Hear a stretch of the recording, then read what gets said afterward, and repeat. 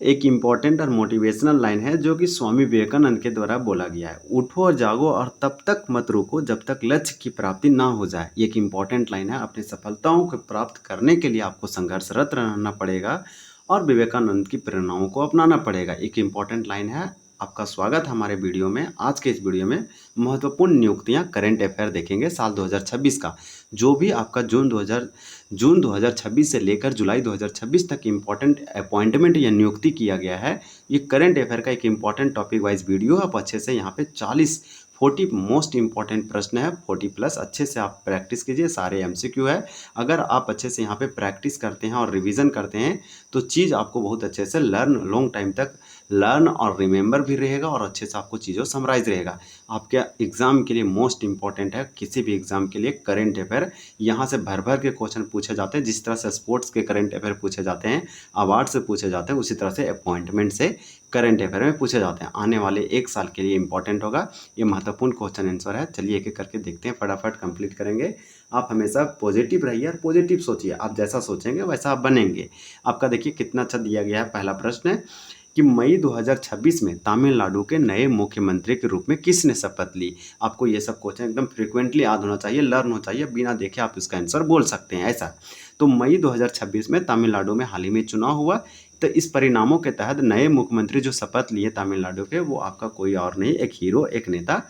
आप बोल सकते हैं सी जोसेफ विजय। तो आप यहाँ पे आपका आंसर क्या हो जाएगा, बी एकदम करेक्ट हो जाएगा। आप याद रखिएगा, सी जोसेफ विजय तमिलनाडु के पहले मुख्यमंत्री बने। ये आप याद रखिएगा, टीवीके के। अब आपका अगला प्रश्न है, इससे पहले अगर पूछा जाए कि तमिलनाडु के मुख्यमंत्री कौन थे सी जोसेफ विजय के, तो आपका एम.के. स्टालिन हो जाएगा। आपका अगला प्रश्न है, तमिलनाडु का कैपिटल भी याद रखिएगा। तमिलनाडु का कैपिटल आपका क्या हो जाएगा, तो तमिलनाडु का कैपिटल आपका चेन्नई है। और यहाँ का जो गवर्नर है, जिसे राज्यपाल कहते हैं, वो क्या है, राजेंद्र। आपका राजेंद्र नाम है विश्वनाथ आर्लेकर। उसी प्रकार से नागालैंड के 23वें यानी 23rd राज्यपाल के रूप में किसे नियुक्त किया गया है। 2 का करेक्ट आंसर आपका ये होगा, नंद किशोर यादव। नंद किशोर यादव को नागालैंड के 23वें गवर्नर राज्यपाल के रूप में अपॉइंट किया गया था। अब आपका अगला प्रश्न है, देखिए। अब देखिए, यही आपका राजेंद्र आर्लेकर जो है से तमिलनाडु का गवर्नर है। ये आप याद रख सकते हैं। भारत में कार्यरत परमाणु ऊर्जा संयंत्र की प्रमुख बनने वाली पहली महिला कौन बनी है। तो भारत में कार्यरत परमाणु ऊर्जा संयंत्र की पहली प्रमुख महिला कौन बनी है, तो 3 का करेक्ट आंसर भी होगा। आप याद रखिएगा, R.M. नचमई। फिर आपका अगला प्रश्न दिया है और प्रश्न आपका ये है कि भारत के 26वें मुख्य चुनाव आयुक्त, चीफ इलेक्शन कमिश्नर चुनाव आयोग के रूप में किसे नियुक्त या फिर अपॉइंट किया गया है। 4 का करेक्ट आंसर भी होगा, ज्ञानेश कुमार भारत के 26वें चीफ इलेक्शन कमिश्नर हैं। आपका अगला प्रश्न है कि ईसाई समुदाय के 267वें पोप के रूप में किसे चुना गया है।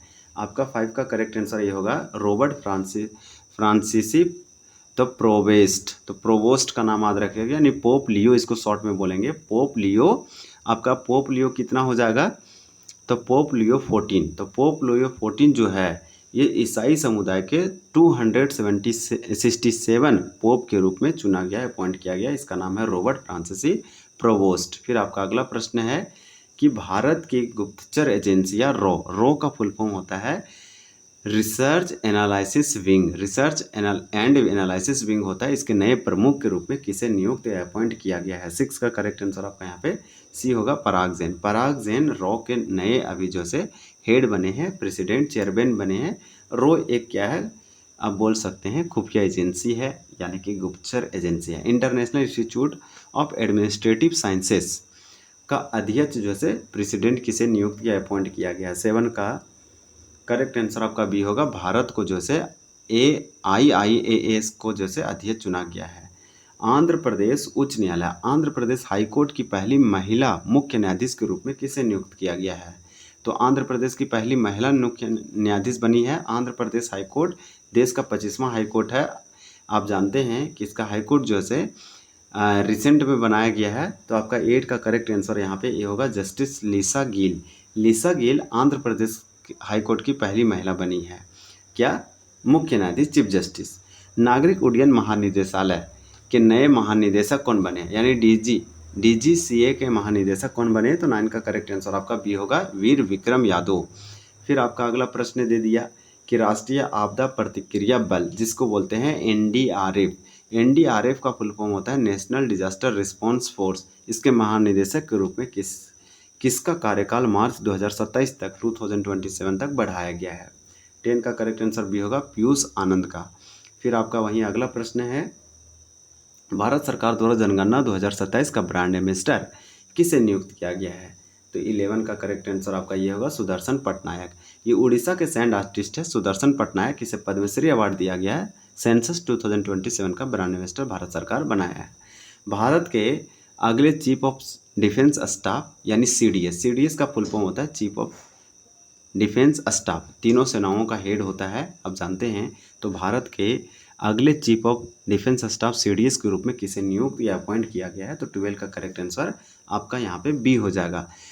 तो नाम क्या है? Lieutenant general N S. Raja Subramaniam. तो आप याद रखिएगा, एन.एस. राजा सुब्रमण्यम भारत के सीडीएस बने हैं, इनसे पहले अनिल चौहान था।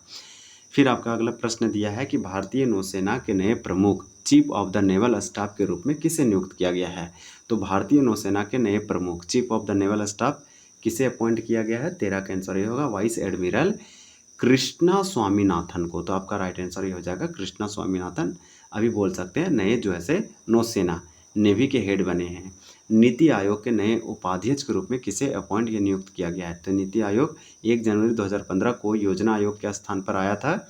आपका 14 का करेक्ट आंसर यहाँ पे बी होगा, अशोक कुमार लाहाड़ी। तो अशोक कुमार लाहाड़ी को जो है से नीति आयोग का वाइस चेयरमैन उपाध्यक्ष बनाया गया, आप याद रखिएगा। और इसके अध्यक्ष प्रधानमंत्री नरेंद्र मोदी है। वहीं आपका अगला प्रश्न है कि भारतीय रिजर्व बैंक आरबीआई, आरबीआई जिसे रिजर्व बैंक ऑफ इंडिया कहते हैं, 1 अप्रैल 1935 में इसका स्थापना किया गया। तत्कालीन उसमें इसका हेडक्वार्टर कोलकाता में था, अभी मुंबई में है। इसके नए डिप्यूटी गवर्नर के रूप में किसे नियुक्त या अपॉइंट किया गया? 15 का करेक्ट आंसर आपका बी होगा, रोहित जैन। आपका 15 का आंसर बी हो जाएगा, अच्छे से याद रखिएगा। अगला प्रश्न है प्रसार भारती, प्रसार भारती के नए अध्यक्ष चेयरमैन प्रेसिडेंट के रूप में किसे नियुक्त या अपॉइंट किया गया है? तो आपका हो जाएगा प्रसून जोशी। फिर आपका अगला प्रश्न है कि नेस्कॉम, तो नेस्कॉम के नए अध्यक्ष चेयरमैन या प्रेसिडेंट के रूप में किसे नियुक्त या अपॉइंट किया गया है?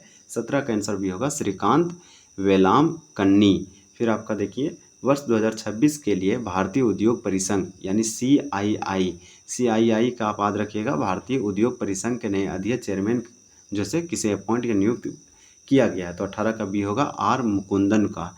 अब आपका नेक्स्ट है कि भारतीय विशिष्ट पहचान प्राधिकरण, जिसका शॉर्ट में यूडई बोलते हैं, यूडई का मतलब था unique identification authority of India होता है यूडई। आधार कार्ड का इन्हीं के बोल सकते हैं, इन्हीं के द्वारा बनाया गया था आधार कार्ड का। ये रेगुलेटरी एजेंसी है। मुख्य कार्यकारी अधिकारी सीईओ कौन बने हैं, यानी यूडई के सीईओ कौन बने हैं? 19 का करेक्ट आंसर भी होगा, सौरभ विजय। फिर आपका अगला प्रश्न है कि राष्ट्रीय कंपनी कानून न्यायाधिकरण यानी एनसीएलटी का नया अध्यक्ष चेयरमैन प्रेसिडेंट किसे नियुक्त या अपॉइंट किया गया है? तो ये जस्टिस अनुपिंदर सिंह ग्रेवल को बनाया गया है। अब आपका अगला प्रश्न है कि भारतीय पुरुष क्रिकेट टीम के नए बल्लेबाजी कोच, बैटिंग कोच जैसे किसे अपॉइंट या नियुक्त किया गया हाल ही में? भारतीय पुरुष क्रिकेट टीम के 21 का आंसर भी होगा, संतोष कोटक। तो याद रखिएगा, सिंतासु कोटक आपका राइट आंसर होगा। फिर आपका देखिए अगला प्रश्न है कि केंद्रीय रिजर्व पुलिस बल सीआरपीएफ यानी सेंट्रल रिजर्व पुलिस फोर्स आप बोल सकते हैं, तो सीआरपीएफ जिसे केंद्रीय रिजर्व पुलिस बल कहते हैं, इसके नए महानिदेशक डीजी का मतलब होता है डायरेक्टर जनरल के रूप में किसे नियुक्त या अपॉइंट किया गया है? तो किया गया है ज्ञानेंद्र प्रताप सिंह को। फिर आपका है कि भारतीय अंतरिक्ष अनुसंधान संगठन, शॉर्ट में से इसरो बोलते हैं, और इसरो का फुल फॉर्म होता है इंडियन स्पेस रिसर्च ऑर्गेनाइजेशन। इसका स्थापना 1969 में 15 अगस्त को किया गया था विक्रम साराभाई, और इसके पहले अध्यक्ष और प्रेसिडेंट भी विक्रम साराभाई थे। वो इसरो के फादर भी कहलाते हैं, इंडियन स्पेस के फादर भी कहलाते हैं। तो इसरो का हेडक्वार्टर कहाँ है? तो इसका हेडक्वार्टर कर्नाटक के बेंगलुरु में है। ये आपसे पूछा जा रहा है किसके नए अध्यक्ष के रूप में किसे नियुक्त या अपॉइंट किया गया। तो इसरो के चेयरमैन कौन है? आपका 23 का करेक्ट आंसर भी होगा, वी नारायणन है, वी नारायणन। देखिए athletics federation of India, athletics federation of India का शॉर्ट होगा शॉर्ट फॉर्म होगा AFI, जिसे बोलेंगे एथलेटिक्स फेडरेशन ऑफ इंडिया। नए अध्यक्ष चेयरमैन किसे चुना गया है, किसे अपॉइंट या नियुक्त किया गया है? तो याद रखिएगा बहादुर सिंह सगू हो जाएगा। फिर आपका अगला प्रश्न है कि भारत के दूसरे लोकपाल के रूप में किसे नियुक्त किया गया है? तो भारत के दूसरे लोकपाल किसे नियुक्त किया गया है? 25 का आंसर भी होगा जस्टिस अजय मणिकरण खानविलकर, यानी जस्टिस अजय मणिकरण खानविलकर को भारत के सेकेंड लोकपाल नियुक्त हुए हैं। भारतीय दूरसंचार विनियमन प्राधिकरण ट्राई यानी telecom regulatory authority of India के नए अध्यक्ष चेयरमैन के रूप में किसे अपॉइंट या नियुक्त किया गया है? ट्राई का फुल फॉर्म देखिए, यहाँ से यहाँ तक आपका लिखा हुआ है। अगर 26 के आंसर की बात करें तो आपका भी होगा अनिल कुमार लोहाटी। अनिल कुमार लोहाटी आप बोल सकते हैं ट्राई के अध्यक्ष है। देखिए IRCTC के नए अध्यक्ष और प्रबंध निदेशक CMD किसे नियुक्त किया गया है? आपका 27 का आंसर यहाँ पे ये होगा संजय कुमार जैन, आपका राइट आंसर हो जाएगा। नेशनल स्टॉक एक्सचेंज जिसे बोलते हैं NSE, नेशनल स्टॉक एक्सचेंज के नए चेयरमैन जो है से, चेयरमैन मतलब अध्यक्ष, जो है चेयरमैन या प्रेसिडेंट किसे नियुक्त या अपॉइंट किया गया नेशनल स्टॉक एक्सचेंज का? 28 का करेक्ट आंसर आपका ये होगा LG श्रीनिवासन। फिर वहीं आपका अगला प्रश्न है भारत के 29वें महालेखा नियंत्रक कैग CAG के रूप में किसने कार्यभार जो है संभाला है? तो भारत के 29वें महालेखा नियंत्रक यानी कि कंट्रोलर जनरल ऑफ अकाउंट्स किसे नियुक्त किया गया है? तो 29 का करेक्ट आंसर आपका यहाँ पे भी होगा TCA कल्याणी। तो आपका करेक्ट आंसर TCA कल्याणी का नाम याद रखिएगा। आपसे पूछा जा रहा है सिंपल कि सशस्त्र सीमा बल SSB के नए महानिदेशक DG यानी डायरेक्टर जनरल के रूप में किसे अपॉइंट या नियुक्त किया गया है? तो ये संजय सिंघल को नियुक्त किया गया है SSB सशस्त्र सीमा बल के DG के रूप में। यूनेस्को का फुल फॉर्म होता है United Nation Education Scientific Cultural Organization. इसका स्थापना 1948 में किया गया था। विश्व धरोहर के संरक्षण एजुकेशन का संरक्षण करता है। यूनेस्को पेरिस फ्रांस में हेडक्वार्टर है। यूनेस्को के पहले अरब महानिदेशक के रूप में किसे नियुक्त किया गया, अपॉइंट किया गया है? तो यह होगा खालिद एल अनानी। फिर आपका अगला प्रश्न है एसोचैम के नए अध्यक्ष चेयरमैन प्रेसिडेंट के रूप में किसे नियुक्त या अपॉइंट किया गया है? 32 का आंसर भी होगा निर्मल कुमार मिंडा। भारत के 53वें मुख्य न्यायाधीश चीफ जस्टिस ऑफ इंडिया यानी CJI के रूप में किसने शपथ लिया है? 33 का आपका आंसर भी होगा जस्टिस सूर्यकांत भारत के मुख्य न्यायाधीश CJI chief justice of India है 53 में। यह जो भारत के राष्ट्रपति इन्हें जो है शपथ दिलाए हैं ओथ। वर्ल्ड बॉक्सिंग के नए अध्यक्ष चेयरमैन प्रेसिडेंट के रूप में किसे नियुक्त या चुना गया है या अपॉइंट किया गया है? 34 का करेक्ट आंसर आपका हो जाएगा गोनेडी गोलोवकिन। तो इस प्रकार से इनका नाम आप याद रखिएगा। भारतीय मानक ब्यूरो जिसे BIS कहते हैं यानी भारतीय इंडियन बोल सकते हैं आप।